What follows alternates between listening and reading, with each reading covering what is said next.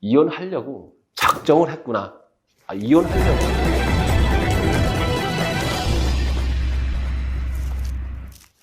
안녕하세요. 사주엔 풍수, 통수엔 사주, 이성규입니다. 반갑습니다. 요즘 삶의 질이 좋아지고 생활이 윤택하죠.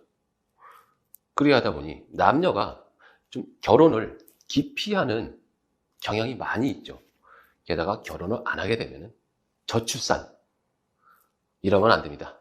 우리나라는 저출산 국가에서 벗어나야 되는데, 더욱이 코로나 시대에 더욱더 그러겠죠. 그런 얘기하죠. 아휴, 나는 혼자 살 팔자인가 봐. 결혼해도 혼자 살 팔자인가 봐. 그 한마디로 사주팔자상 혼자 살 팔자, 결혼해도 이혼할 수 있는 조건이 강한 사주, 그것이 이혼수를 가진 사주인 것이죠.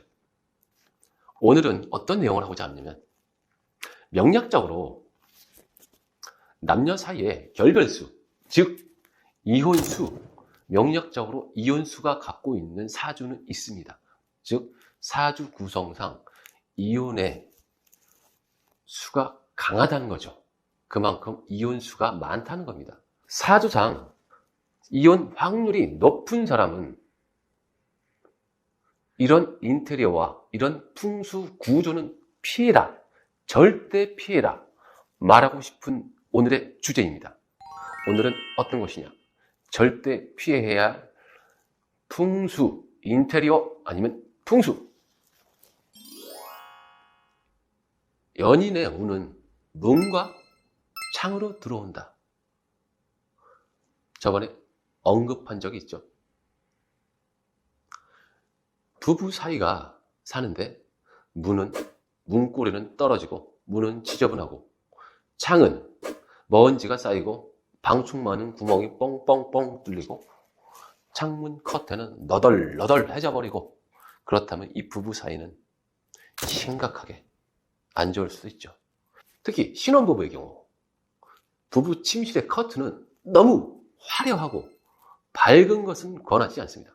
너무 화려하고 밝다는 것은 그곳에서 잠을 두고 자게 되면 강한 도화의 끼가 발호가 돼서 신혼부부가 3년을 넘기지 못할 수 있는 경우도 생기는 것입니다.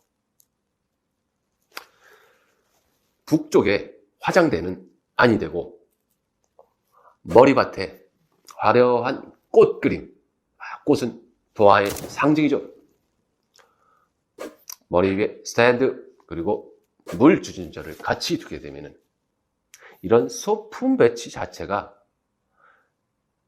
쫙쫙 맞아떨어져서 이혼의 기운을 강하게 불러들이는 것입니다. 이렇게 모든 소품이 딱딱 맞아떨어야지 머리밭에 스탠드가 있다고 이혼할까? 그렇지 않습니다. 물주전자 있다고 이혼할까? 그렇지 않습니다. 모든 소품 하나하나 각각이 다 이루어지거나 한두 개가 빠져도 만났을 때 이혼 확률이 높아진다는 것입니다. 꼭 하나가 있다고 해서 이혼하는 것은 아니라고 말씀드리는 것입니다. 이런 소품이 다 갖춰졌다. 이혼하려고 작정을 했구나. 이혼하려고 아주 완전히 조건을 만들어 놨구나 라고 생각할 수도 있겠죠. 꼭 이러시면 안 됩니다. 백년해로를 해야겠죠. 그리고 다른 조건은 부부간에 해가 드는 침실에 창이 너무 작거나 해가 들지 않거나 하는 곳에 빨간색과 핑크색의 소품이 있다면 이혼할 확률, 즉 결별수의 기운이 강하게 올라오게 되는 것입니다. 왜 그러냐?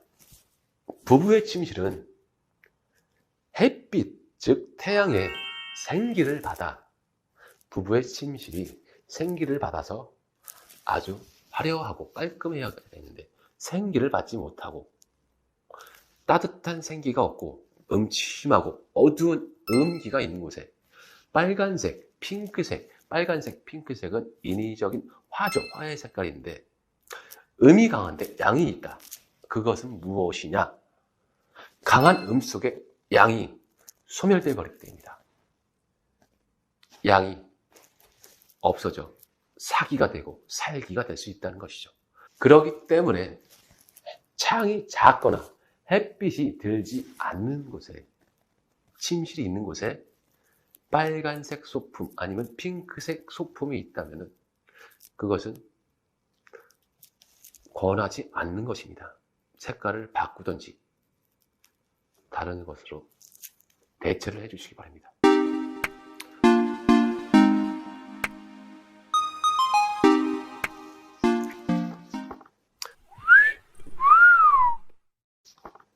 또한 서로의 집안, 즉 친정집,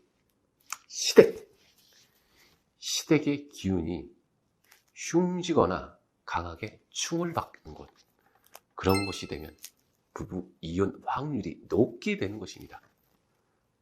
시댁과 친정집의 흉지이다. 그런 곳은 어디이냐?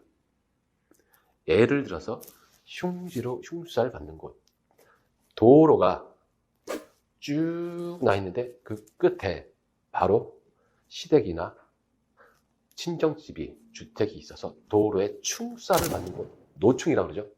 충사를 받게 되면 부모나 친정집이 거기서 기거를 한다. 이혼 확률이 높다는 것입니다. 또한 건물에 모서리 충을 받는 곳, 그런 것도 아주 위험하죠. 여러 가지가 있는데 일단 두 가지만 말씀드리겠습니다. 다음에 시간 내서 그 충을 받는 곳에 대해서는 설명을 드리겠습니다.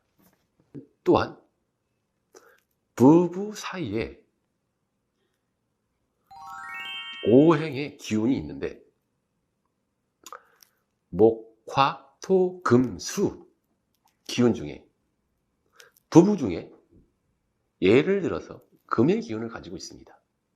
금의 기운을 가지고 있는데 금은 쇠죠, 쇠금자. 금의 기운인데 강한 화기가 있는 곳에 거주하거나 기거할 때 그 강한 기운에 녹아나겠죠.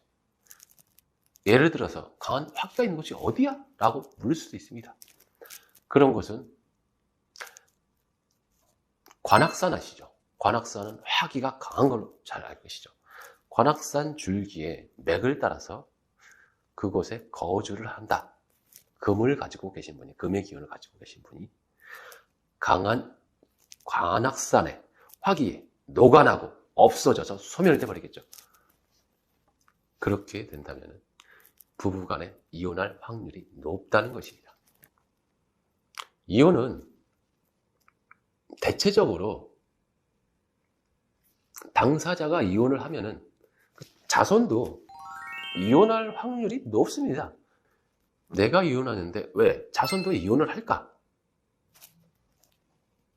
생기 없고 흉지이고 충을 받는 곳에 기거를 하여 거주를 하죠. 거주하여서 그 기운 자체가 계속 대물림 받는 것이지, 사주 자체도 조상과 부모로부터 기를 이어받기 때문에 그렇게 되는 것입니다.